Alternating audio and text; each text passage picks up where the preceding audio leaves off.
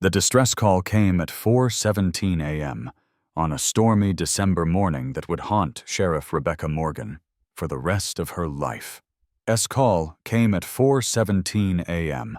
on a stormy December morning that would haunt Sheriff Rebecca Morgan for the re-distress call came at 4:17 a.m.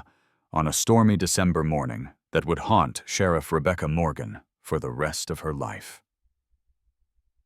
The MDA TAD call came at 4:17 a.m., a rainy morning that would haunt Sheriff Rebecca Morgan for the rest of her life. After 2 decades of law enforcement in Pierce County's unique mix of Puget Sound islands and coastal wilderness, Morgan had investigated drownings, boating accidents, and the occasional homicide among isolated island groups. December 11th. December 11th. December 11th. December 11th. December 11th. December 11th. December 11th. December 11th. December 11th. December 11th. December. But nothing had prepared him for what awaited him on Foghorn Island. "Sheriff, we have a lot of casualties on Foghorn Island," Deputy Sheriff James Mitchell's voice said against the howling wind and the stillness. "Of all people, Sheriff, I think everyone on the island is dead." "Sheriff, we have a lot of casualties on Foghorn Island," Deputy Sheriff James Mitchell's voice said against the howling wind and the stillness. "Of all people, Sheriff, I think everyone on the island is dead." "Sheriff, we have a lot of casualties on Foghorn Island," Deputy Sheriff James Mitchell's voice said against the howling wind and stillness. "The whole population, Sheriff, I think everyone on the island is dead." "We have a large number of casualties on Foghorn Island," Morgan said, against the howling wind and the stillness of the violent storm. The voice of Deputy Chief James Mitchell when the call came. "The entire population. Sheriff, I think everyone on the island is dead.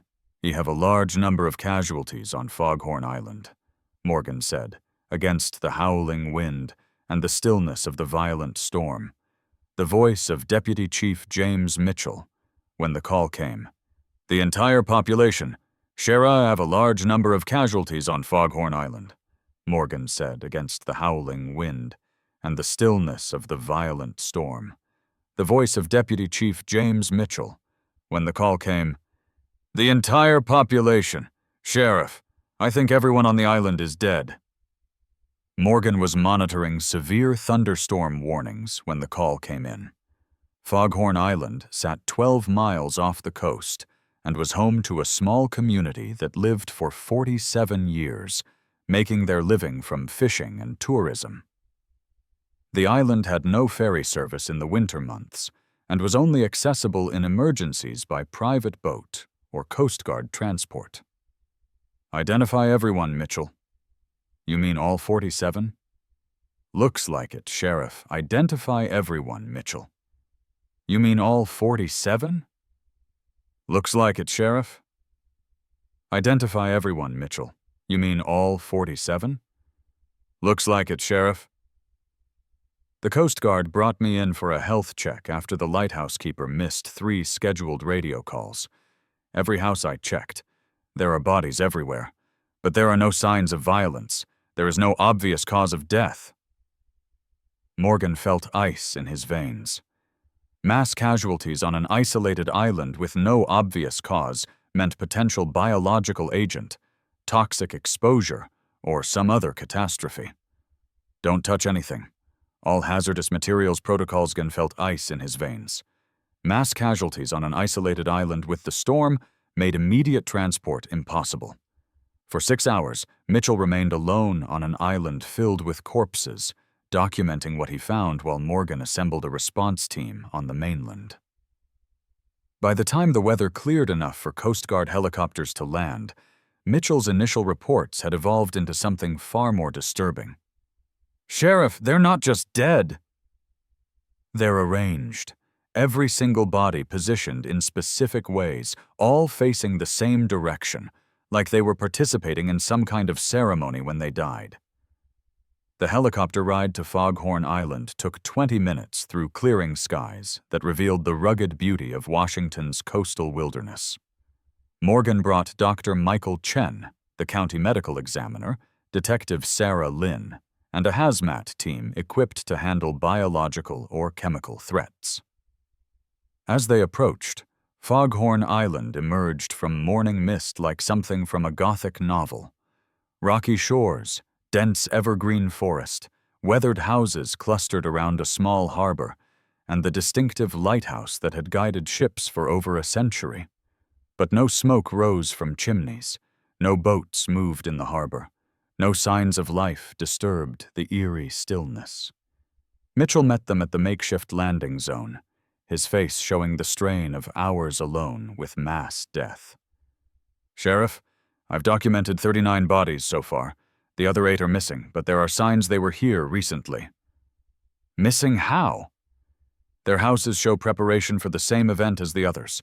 Personal items arranged carefully, notes left for family members, but their bodies aren't here." Morgan's team entered the first house, a small cottage belonging to the lighthouse keeper, Marcus Peterson. They found him seated at his kitchen table, hands folded, facing the window that looked out toward the ocean. His expression was peaceful, almost serene. No signs of struggle, no obvious wounds. Dr. Chen conducted a preliminary examination. No external trauma, no signs of poisoning based on visual inspection. But look at this. He indicated Peterson's eyes. The pupils were massively dilated, and there were unusual patterns in the iris that seemed to shift in different lighting. "What causes that?" Morgan asked.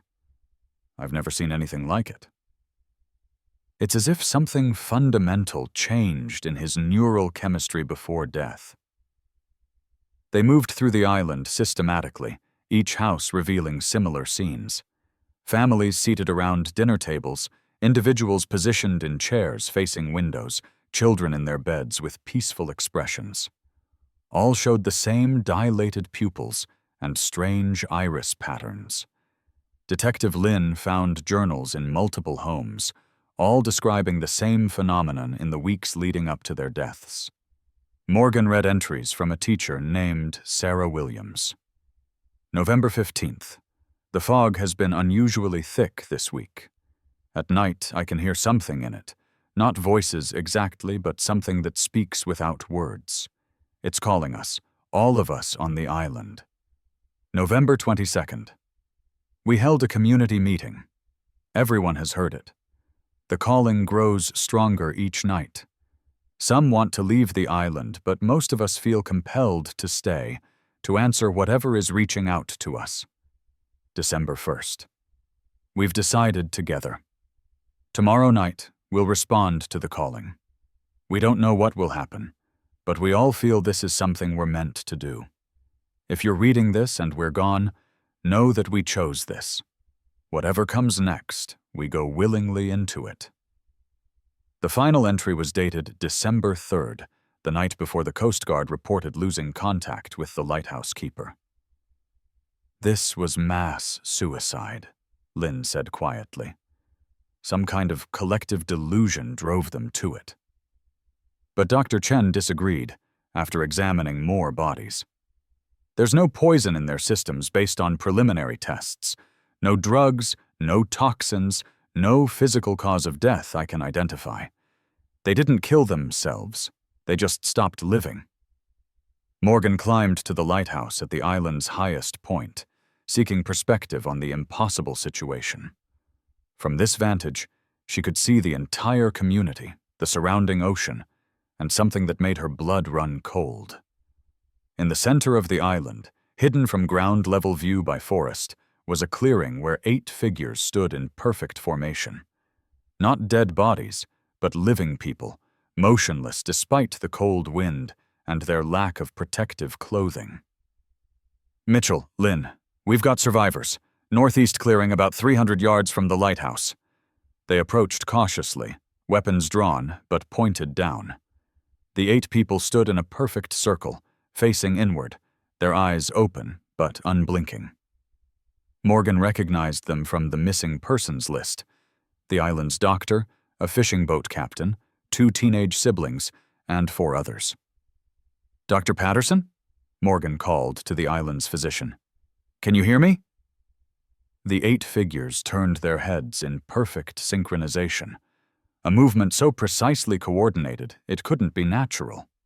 When they spoke, their voices overlapped to create an unsettling harmony. "Sheriff Morgan, you've come to investigate the transformation." The others completed their journey. "We remain to serve as witnesses and guides." What happened to the people on this island? They heard the calling from beneath the waves. Something ancient, something that existed before your species walked on land. It reaches out periodically to those who live close to the ocean, offering transcendence beyond physical limitation. Dr. Chen stepped forward despite Morgan's warning gesture. "You're saying the residents died to join some kind of underwater intelligence?" Died? Number. They transitioned, their consciousness separated from physical form, joining with something vast that spans the ocean floor. We 8 were chosen to remain in physical form, to help others understand what's possible. Morgan noticed something disturbing about the 8 witnesses. They weren't breathing normally. Their chests rose and fell at intervals of nearly a minute, far slower than human respiration should allow. "What are you?" she demanded. "We are still human, but changed. Our bodies maintained through connection to something that lives in the deep trenches, something that has watched your kind since you first built boats and sailed beyond sight of land. It has decided that some humans are ready to join it in the depths." Mitchell's radio crackled with transmission from the Coast Guard.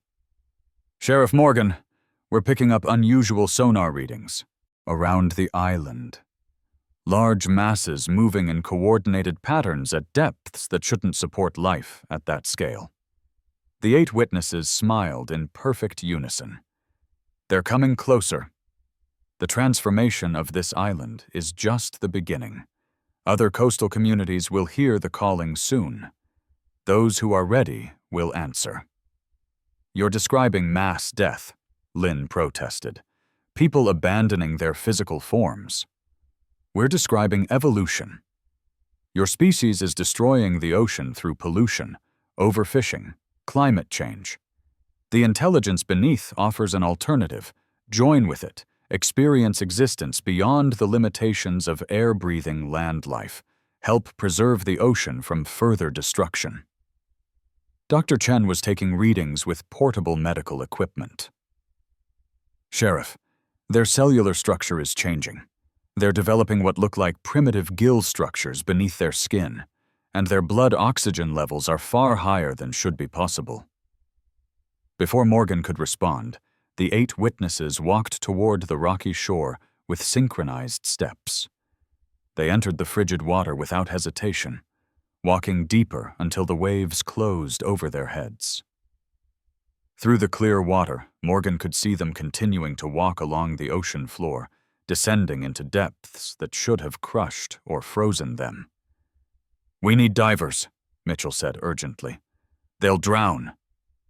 But as they watched, the 8 figures reached a depth where visibility faded to darkness, and bioluminescent lights appeared around them. Not equipment, but living things that glowed with otherworldly radiance. The witnesses were met by shapes too large to be whales, too purposeful in their movements to be mindless sea creatures. The sonar readings intensified, showing massive aggregations of life forms surrounding the island at depths between 500 and 1,000 meters. The Coast Guard vessel monitoring the situation reported that the formations were moving in patterns that seemed almost geometric in their precision. Over the following weeks, The investigation into Foghorn Island became a federal case involving multiple agencies.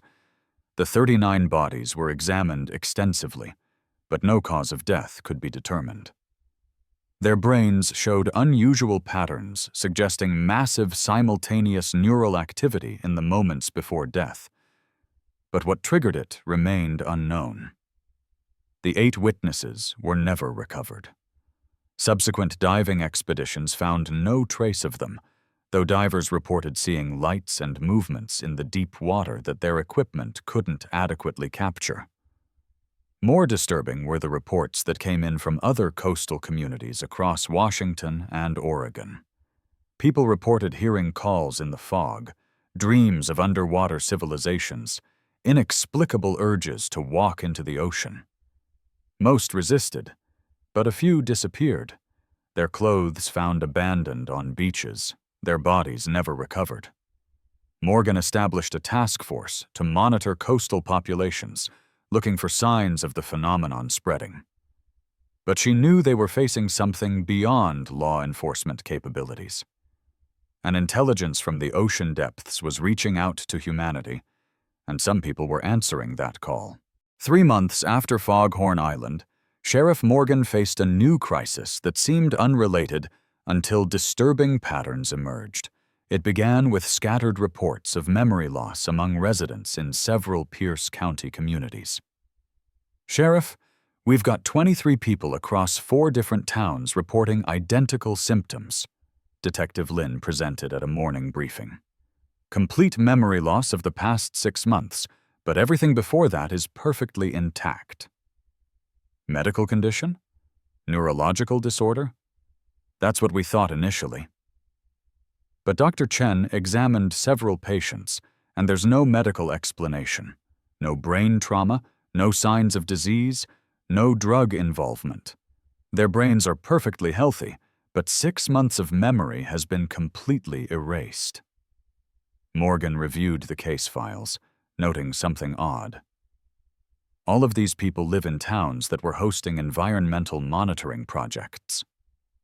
Scientists studying earthquake preparedness in the Cascadia subduction zone. The Cascadia subduction zone was Washington's greatest natural threat, a massive geological formation capable of producing magnitude 9+ earthquakes. Research teams from universities across the region had been installing monitoring equipment and studying historical earthquake patterns. You think there's a connection? I think it's too much coincidence. 23 people losing exactly 6 months of memory, all in towns where scientists were digging into geological history. The investigation took a dark turn when one of the affected individuals, a high school teacher named Robert Martinez, suddenly recovered some of his missing memories. But what he remembered shouldn't have been possible. "I remember now," Martinez told Morgan during an interview at the county medical facility. "We found something while helping the research team. Underground chambers that shouldn't exist, filled with recordings." Recordings? Not video or audio, more like imprinted experiences. When you entered those chambers, you lived through moments from the past, earthquakes, tsunamis, disasters that happened thousands of years ago. The chambers were some kind of geological memory storage. Dr. Chen brought in geologists who examined Martinez's claims with deep skepticism. But when they investigated the monitoring sites where affected individuals had assisted research teams, they found evidence of ancient underground structures that predated any known human civilization in the region. "These chambers are natural formations," Dr. Lisa Park, a geologist from the University of Washington, explained. "But they've been modified. Someone or something carved symbols into the walls, created acoustic properties that shouldn't be geologically possible." When researchers entered one of the chambers with proper equipment, they experienced what Martinez described. The walls seemed to resonate with impressions of past events.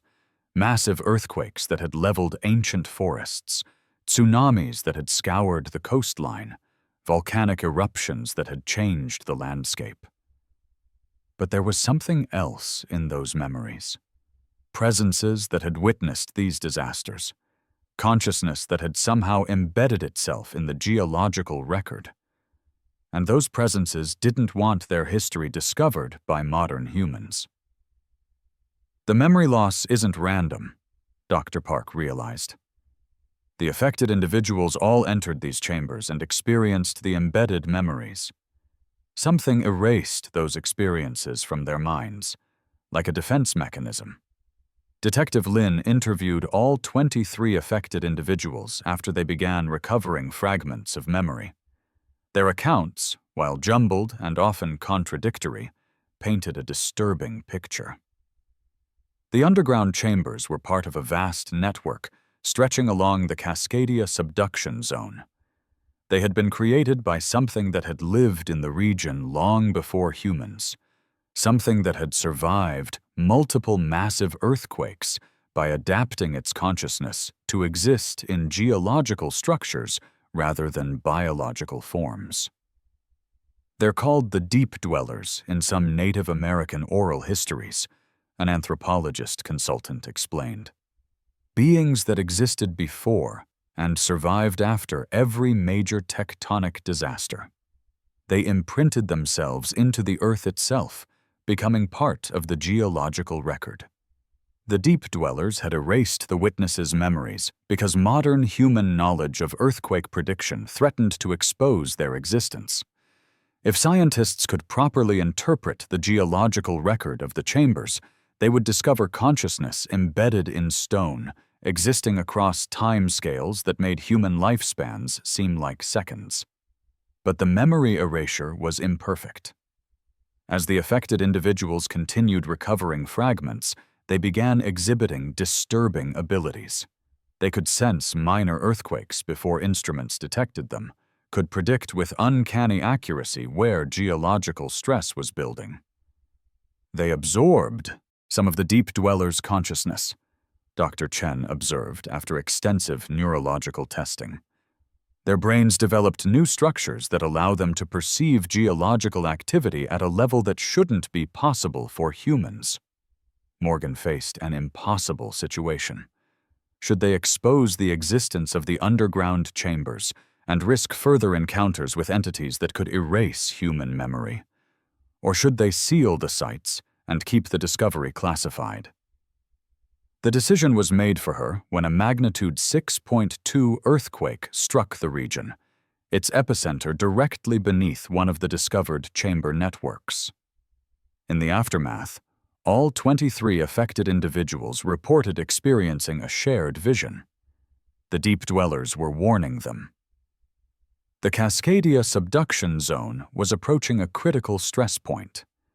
Within the next 50 years, potentially within the next decade, a massive earthquake would strike the Pacific Northwest. The deep dwellers had survived such events before by abandoning biological form.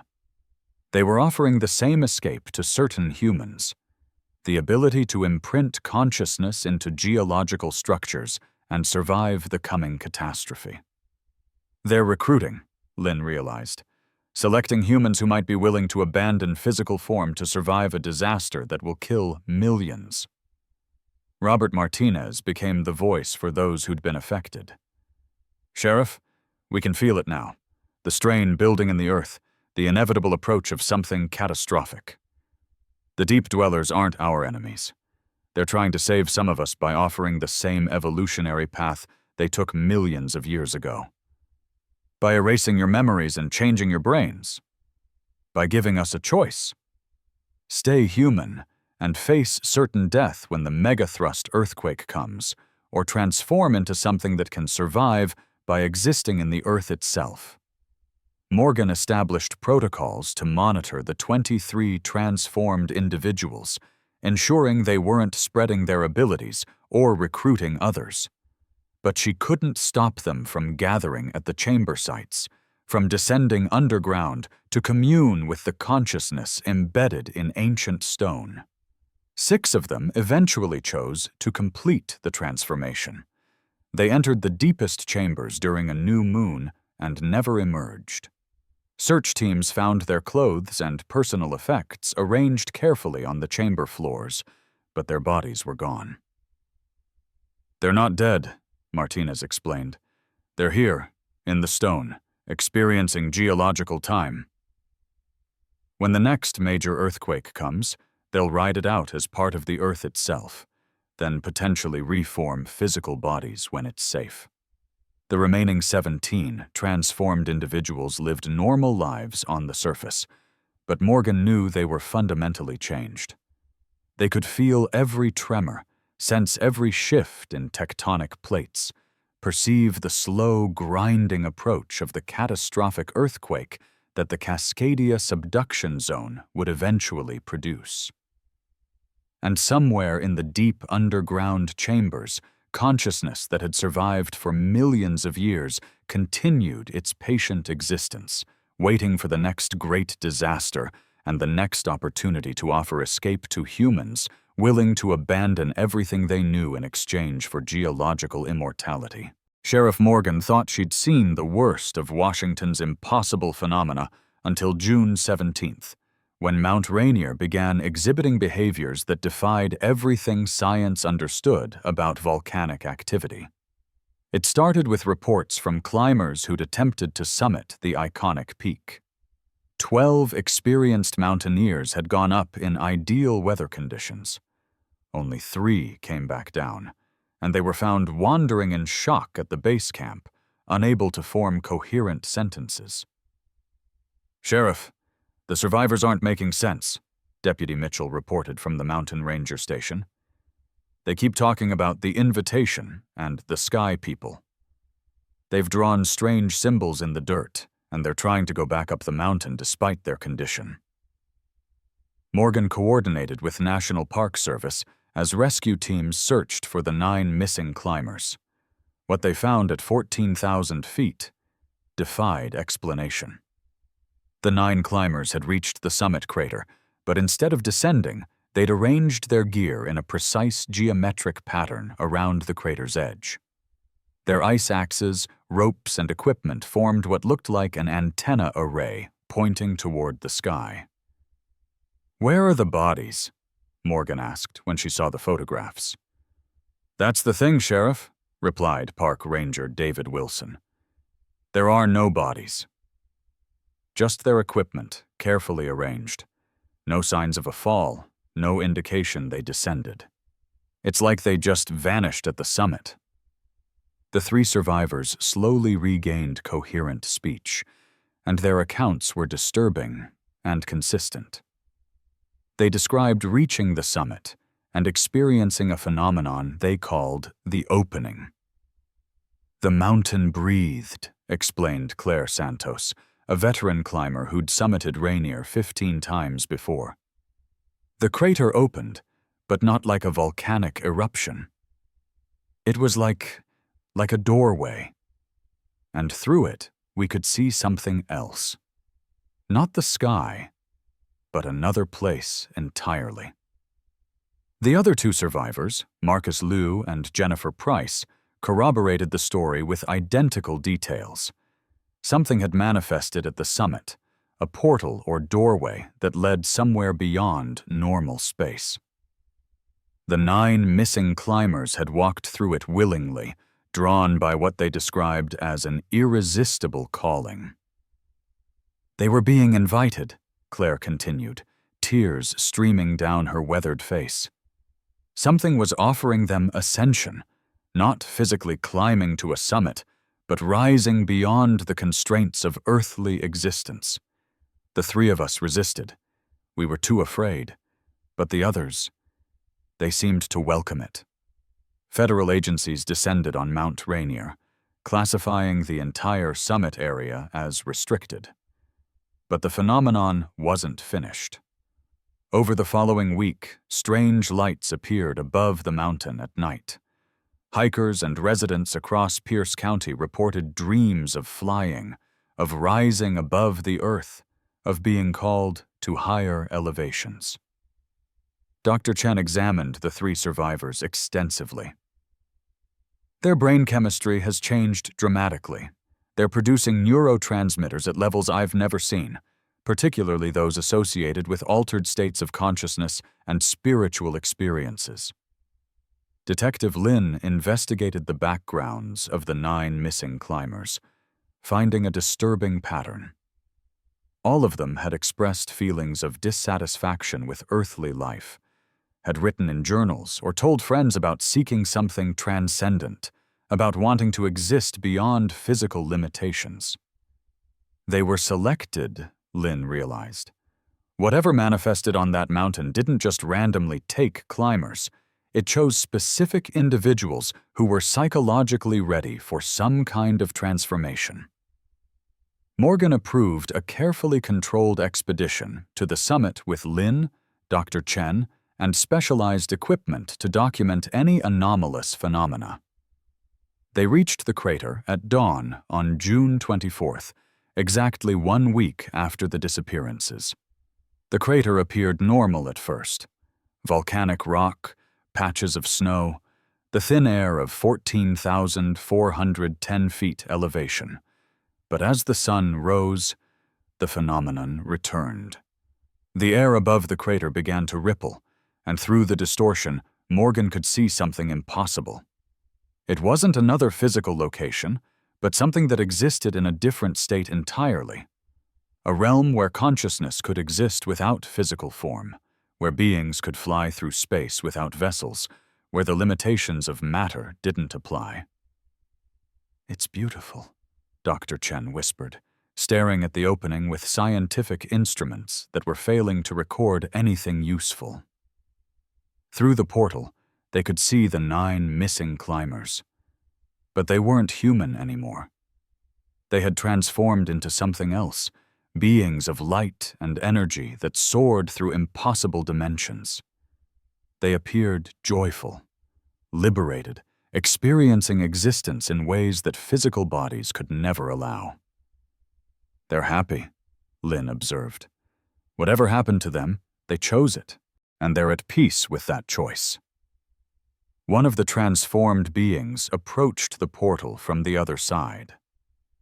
Morgan recognized the distinctive features of Marcus Liu, though he existed now as pure energy rather than flesh and bone. "Sheriff Morgan," his voice echoed not through her ears but directly into her mind. "Thank you for seeking to understand rather than simply fearing. We are still us, but expanded beyond physical limitation. The mountain has served as a gateway for thousands of years, offering transcendence to those ready to leave physical existence behind. Where have you gone? Everywhere and nowhere. We exist now in the spaces between matter, in the energy that connects all things. We can travel to other worlds, other dimensions, experience realities that physical beings can never reach. Can you come back? Why would we want to? But yes, we could reform physical bodies if needed. The transformation isn't death, it's metamorphosis. Like a caterpillar becoming a butterfly, we've shed our earthly forms to fly in realms you cannot imagine. The portal began to close as the sun rose higher. But Marcus had final words. The mountain will open again. Others who are ready will be given the opportunity to ascend. Not everyone is prepared for this transformation, and that's okay. But for those who feel trapped by physical existence, who dream of flying beyond earthly limitations, the invitation will come. As they descended the mountain, Morgan reflected on 3 impossible phenomena she'd investigated in 6 months. The underwater intelligence calling people to join consciousness beneath the waves. The geological entities offering survival through transformation into living stone. And now the portal on Mount Rainier, offering transcendence beyond physical form. Washington State was becoming a focal point for things that defied scientific understanding, offering humanity evolutionary paths beyond what anyone had imagined possible. Back in her office, Morgan compiled reports that would be classified by federal agencies, their contents known only to those with highest security clearances. But she couldn't classify the truth she'd come to understand. The world was far stranger and more full of possibility than mainstream science acknowledged. Consciousness could exist in forms humans barely understood, in ocean depths, in geological formations, in energy states beyond physical matter. And some humans, when offered the chance, would choose to transcend everything they'd known to become something else entirely. Sheriff Rebecca Morgan continued her duties, protecting the people of Pierce County from conventional threats. But she also monitored the impossible, watching for new manifestations of the strange forces that were offering humanity transformation, evolution, and escape from the limitations of earthly existence. The ocean still called to some. The mountains offered ascension to others. The earth itself whispered to those who would listen. And Morgan stood at the boundary between normal law enforcement and something far more profound. The investigation of phenomena that suggested human consciousness was capable of evolution beyond anything biology textbooks described. Washington State, with its ancient forests, volcanic peaks, and deep ocean trenches, had become a testing ground for humanity's next evolutionary leap. Whether that evolution would be humanity's salvation or its replacement remained to be seen. But Sheriff Morgan would be there to witness it, documenting the impossible, investigating the unexplainable, and trying to help those caught between the human world and whatever was calling them to become something more.